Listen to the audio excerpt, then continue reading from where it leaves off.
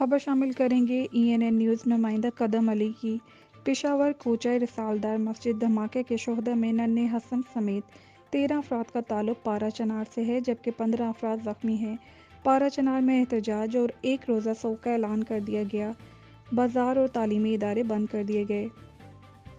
पारा चनार में पेशावर मस्जिद धमाके के खिलाफ एहतजाज किए गए और एक रोज़ा शोक का ऐलान किया गया।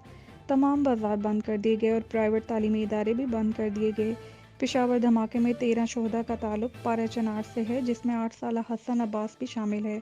पारा चनार ज़िला कुर्रम से ताल्लुक़ रखने वाले 15 अफराद ज़ख्मी भी हैं। पारा चनार समेत ज़िला भर में फ़िज़ा सोगवार है।